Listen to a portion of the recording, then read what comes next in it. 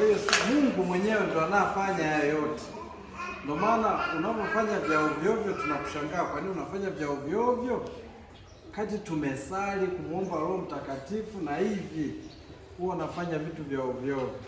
Tuache mchezo, sawa? Kwa hiyo naomba tuliochaguliwa tupokee uteuzi huo ambao wenzetu wameona unafanya nini, tunaweza katika hayo maeneo.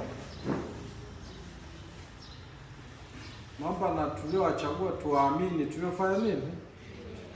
Wewe hata kama ambao huwa unavutiwa naye au unampenda na nini, lakini lazima kujali uwe ni nini, kiongozi wako umtii na kumzingatia pia. Kwa hiyo mimi naamini viongozi wetu hao wapya walioingia watatusaidia twende mbele. Yaani hapa tumpiga hatua kubwa, sasa twende mbele zaidi. Naamini watatusaidia.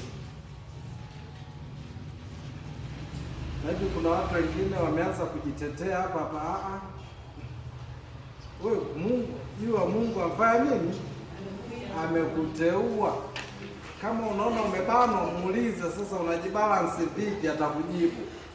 Unaona? Sio kukataa, kukataa.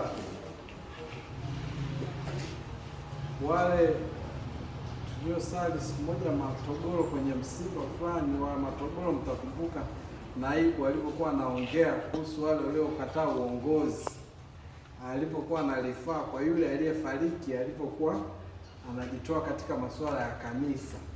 Nasema huyo alikuwa amejitoa sana na alikuwa viongozi katika nafasi mbalimbali, lakini kuna watu wengine wanakataa nini, uongozi. Na akawafananisha na nani, yule aliyemezwa na nyangumi alikuwa nani? Yona. Akakataa kutekeleza kazi ya Mungu, akakimbia huko, panda kwenye mtumbwi, sijui kwenye nini, ameenda huko.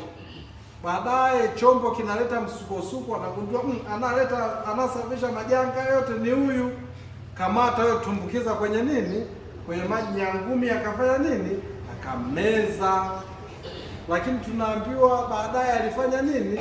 Alimtapika kwenye ufukwe. Sasa naibu pale akasema sasa tushukuru huyu mwenzetu alimezwa, baadaye alifanya nini? Alitapikwa. Lakini kuna watu watamezwa moja kwa moja. Tunapokataa kazi ya Bwana Mungu, utamezwa na hautatoka. Kwa hiyo tusifanye nini? Wewe usikatae, muulize Mungu, nitafanyeje? Mambo yote ili umenipa, nitafanyeje? Atakupa tu majibu.